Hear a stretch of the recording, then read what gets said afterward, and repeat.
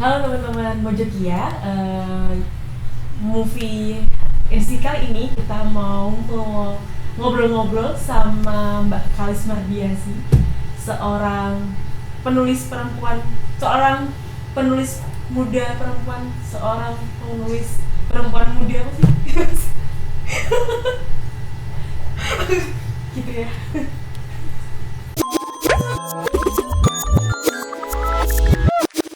Kita kan Mbak Kalis Mardiasi. Mbak Kalis maunya disebut apa nih?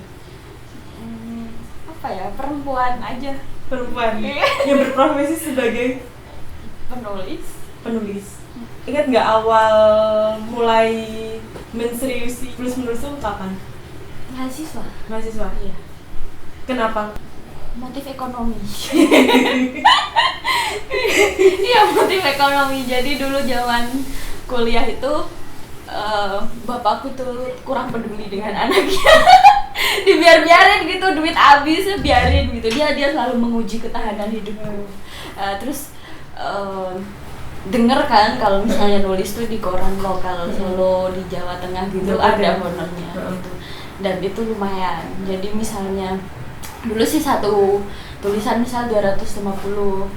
Terus misal sebulan kemuat 2 kali itu udah bisa makan enak gitu. Apa topik ini dibahas waktu? Ya macam-macam. Yang pertama kali, yang awal pertama gitu. Tulisan pertama dimuat itu tentang apa coba? Tentang pramuka. Mungkin dia pramuka Mbak?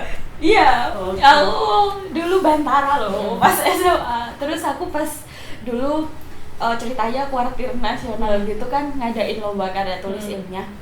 Terus nggak menang dan itu nggak ada pengumumannya. Terus aku sebel kan sama Kuarnas itu, nggak ada pengumumannya. Terus aku kirimin itu, aku ringkas dulu kan. Beri tulis, pengalaman terus ya? aku pendekin, terus aku kirim waktu itu ke koran Solo Pos. Limuat pertama kali itu tentang pramuka di hari pramuka. Jadi sebelumnya berarti ada juga yang belum ada yang juga belum kemuat ya? Oke, Nggak itu langsung ya? aku nulis pertama kali, aku kirim ke koran dan langsung dimuat. Langsung dari pertama kali langsung dimuat? Iya. Mungkin karena jarang orang yang nulis soal pramuka ya. Terus akhirnya ngerti apa sih yang topik apa sih akhirnya yang bikin nyaman untuk ditulis terus gitu? Kalau sekarang soal keislaman sama soal perempuan ya. Tapi aku nulisnya Islam sehari-hari dan perempuan pun tentang pengalaman perempuan. Karena itu yang aku kan maksudnya tidak punya latar belakang studi keislaman maupun nggak punya latar belakang studi tentang kajian perempuan misalnya. Cuman aku merasa bahwa pengalaman itu sebetulnya modal yang paling penting dalam menulis itu dibanding teori yang ada di buku-buku apapun gitu. Jadi itu ya apa rahasianya gitu tulisannya itu related gitu ya ke banyak orang. Ya, dan itu justru orang jarang yang mengcover itu gitu. Misalnya kayak tema-tema keislaman kita banyak tulisan atau bahasan, misalnya kalau kita lihat di televisi, di media itu selalu Islam yang kayaknya tinggi-tinggi gitu kan. Terus jauh-jauh dari kehidupan keseharian gitu. Padahal aku pengen misalnya mendokumentasikan bagaimana tuh keberagaman tukang angkringan, bagaimana keberagaman tukang pedagang asongan, kayak gitu-gitu. Terus akhirnya tuh ini nggak sih memunculkan kayak ada tuntutan nggak dari masyarakat untuk sosok Mbak Kalis sendiri? Mbak Kalis merasa kayak karena aku sering nulis kayak gini, karena orang kenal aku nulis kayak gini gitu, jadi orang-orang tuh kayak berekspektasi atau kayak gimana gitu. Dosa itu dilakukan oleh mojok.co. Jadi karena ketika pertama kali orang mengenal saya lewat misal karakter tulisan mojok yang selalu misalnya sifatnya menyerang gitu, lucu, terus sarkas gitu. Orang selalu menuntut untuk saya menulis dengan gaya seperti itu, dan publik nggak tahu bahwa gaya kayak gitu tuh hatersnya banyak gitu. Mereka itu mau enaknya aja, mau lucunya, terus mau misalnya mau yang buat kadang kan karena mewakili perasaan gitu. Tapi mereka nggak tahu kalau saya tuh di DM-in orang di Instagram, di inbox di Facebook tuh dikata-katain sama orang. Terus kamu nanggepnya gimana, Mbak? Jarang sih punya waktu buat balas gitu. Berarti kan itu kan hitungannya kayak cyberbullying kan ya? Gak cyberbullying. Kalau Kan- nulis tema agama itu Enggak. saya nganggapnya nggak ngebully, Oh. tapi biasanya mereka mendakwaiku. Oke. Jadi karena aku dianggap apa namanya, kok nulisnya gini, misalnya kayak gitu. Terus mungkin aku dianggap sosok yang sangat berdosa, sangat hina gitu. Terus kadang memecah belah umat, padahal kan gak kayak gitu. Terus kamu akhirnya memilih untuk tidak menanggapi. Kadang aku jawab, saya kayak ya salam kenal, terima kasih gitu aja sih. Tapi kan kadang ada yang inbox tuh bernafsu untuk misalnya ngajak diskusi panjang-panjang gitu tuh aku yang malas kayak gitu. Paling aku sukanya misalnya ya udah sih ketemu aja, toh aku juga sering muncul di forum-forum mana dan aku sebetulnya kalau ngobrol sama orang tuh senang berpanjang-panjang. Terus sampai pernah kayak Mas Agus sampai nutup akun gitu gak? Berapa hari gitu? Pernah. Berapa hari, Mbak? 2-3 harian. Terus ketika Itu karena terlalu banyak inbox yang masuk, jadi Twitter itu mentionnya Twitter tuh mentionnya sampai nggak habis-habis dan ya udah HP ku tuh sampai nggak kuat. Oh, jadi alasannya bukan karena nggak tahan dengan situasi itu, tapi karena HP-nya jadi ngedrop. Iya. Oke. Masalah ekonomi. Ini loh, kan kamu pembahasannya kan banyak yang ngomongin masalah agama ini gitu. Terus dan menurutku itu kan apalagi ketika itu di-share di Facebook dan itu kamu berteman dengan saudara-saudara sendiri, teman-teman sendiri gitu. Pernah gak sih sampai yang statusmu itu sampai bikin kamu bertengkar sama teman deket dan saudara sendiri gitu? Pernah. Terus gimana itu, Mbak, cerita dulu?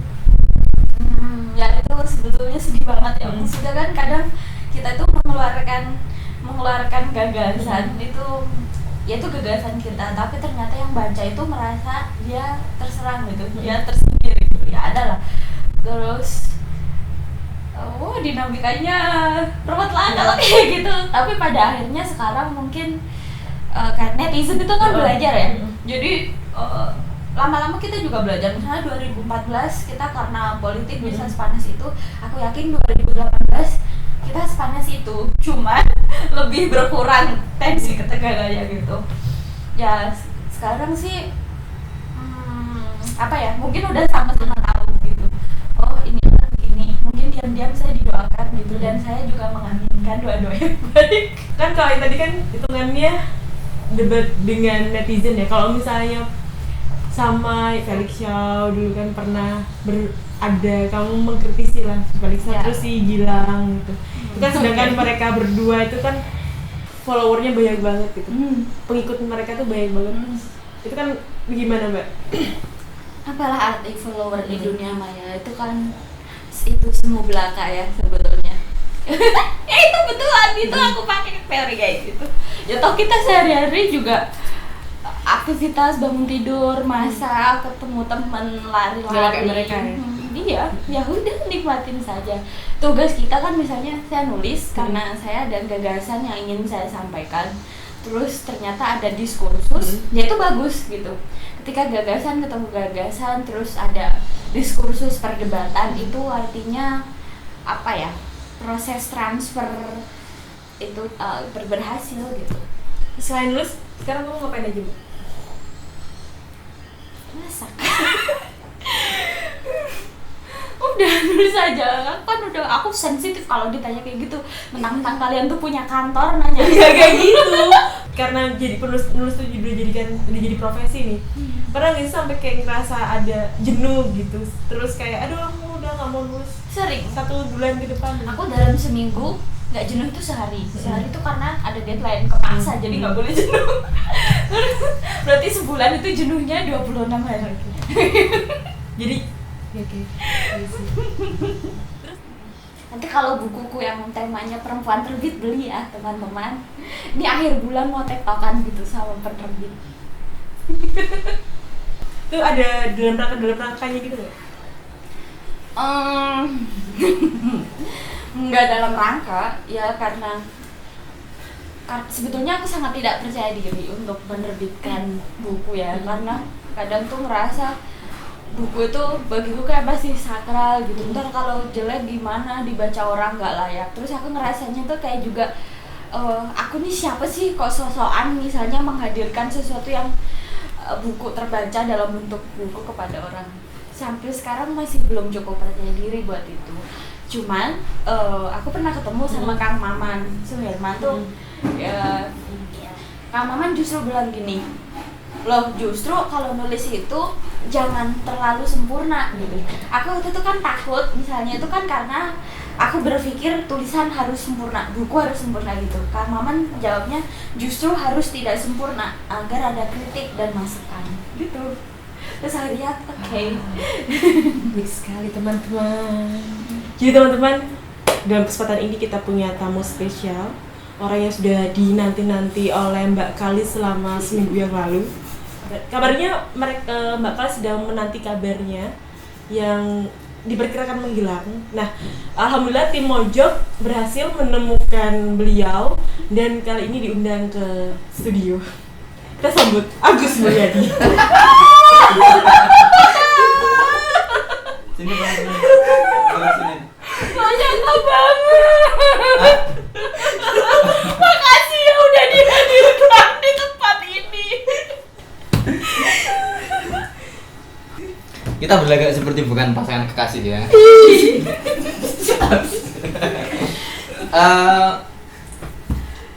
Bisa cerita nggak dulu gimana seorang Kalis Mardiasih bisa menulis di Mojok gitu, awal mula gitu?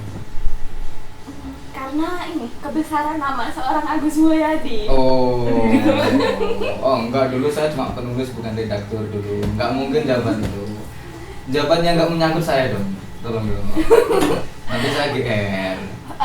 Iya dulu mungkin saya sudah berteman di Facebook dengan beberapa circle penulis Jogja waktu itu. Sama kan saya udah berteman belum ya? belum, kan saya memohon-mohon waktu itu body approve. Please mas approve pertemanan saya. Ya, tulisanku yang dimuat di Mojok itu tulisan ketiga. Jadi pernah ditolak Mojok? pernah. Oh ya.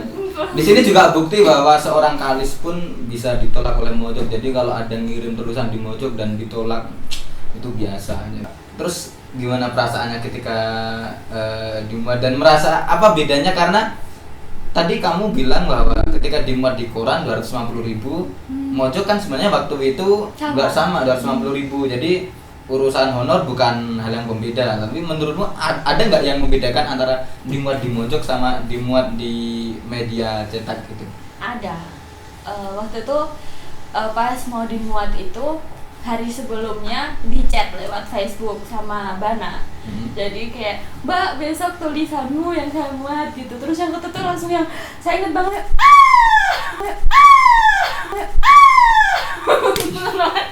Terus mau dimuat di Mojok, akhirnya aku akan terkenal. Jadi dirimu itu mengincar keterkenalan ya di Mojok ya? Iya dong. Bukan untuk berbagi ilmu. Iya seperti dong. penulis yang lain gitu. Apalah artinya di era milenial ini yang kita kejar kalau bukan keterkenalan. Jadi, tapi saya mau tanya, sebenarnya kamu nulis di Mojok itu bukan sebagai batu loncatan untuk kenal sama Agus Mulyadi, bukan ya? Enggak mas. Oh enggak, oke. Maaf ya. Ingat dong kalau main-main ke kos saya kayak gitu. Ingat dong siapa yang ngejar-ngejar dulu. Terus jadi Mbak Kalis kan seorang penulis ya, jadi yang penghasilannya dari menulis Pak, bukan dari. Iya, nggak ada setengahnya penghasilan Mas Agus. Enggak loh, aku kan cuma nanya, ya kan ya, aku tahu aku jauh lebih besar daripada kamu penghasilannya sebagai calon imam kan begitu. Nah, Mbak Kalis kan hidup dari menulis, ya kan? Terus sejauh ini merasa cukup nggak? Merasa kaya nggak dari menulis gitu? Cukup sih iya. Kaya nggak? Kaya enggak. Oh, sudah punya aset yang bisa dibeli dari menulis ya? Kulkas. Mbak Kalis kan tadi di awal bilang bahwa kesibukannya adalah memasak. Jadi Kalis itu kan 30% itu menulis, 30%-nya memasak dan 40%-nya Agus Mulyadi ya. Lah, saya tanya yang 30% nih yang soal masak nih. Kalis punya cita-cita nggak ke depan buat ya, suatu saat impian bisa buka ya kedai Warmindo atau itu nggak butuh kalian memasak berarti. Lu kata siapa? Orang cuma masak Indomie doang. Oh, dia meremehkan Indomie Warmindo. Warmindo itu punya teknik khusus. Yang kamu sendiri belum tentu bisa. Kalau passion saya tuh sebetulnya memasak dan memberi makan orang lain. Jadi kan itu nggak harus terwujud dalam bisnis gitu. Oke, butuh makan apa? Nyoh, oke butuh makan apa nyoh? Jadi memberi makan orang yang lain. Ini syuting tema apa sih sebetulnya?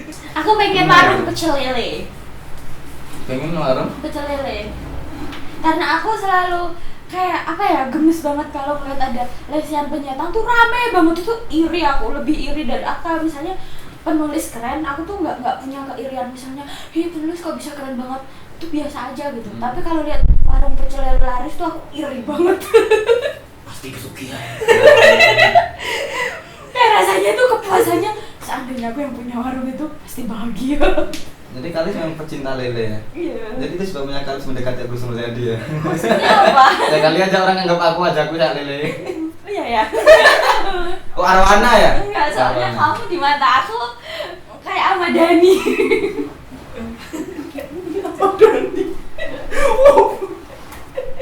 Bilang tidak ya. Bilang tidak ya. Cikur apa? Ahmad Dhani Masya Allah. Tapi oke mas, aku ngefans sama Ahmad Dhani juga.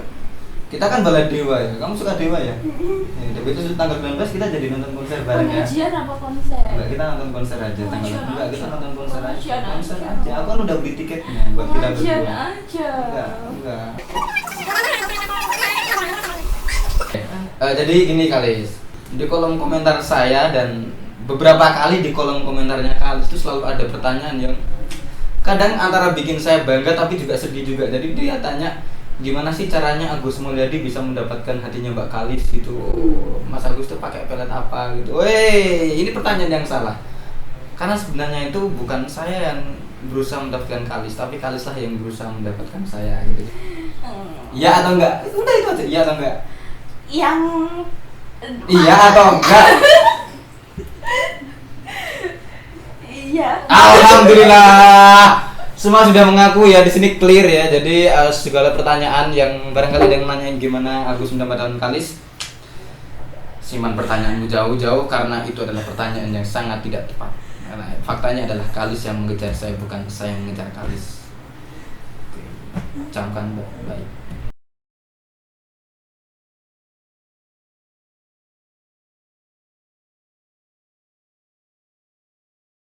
Muah, muah,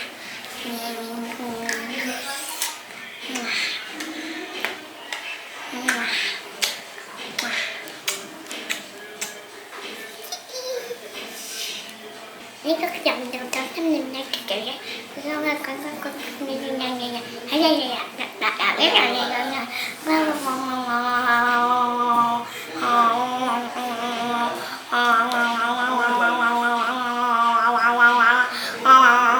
Cut. Oke, udah selesai.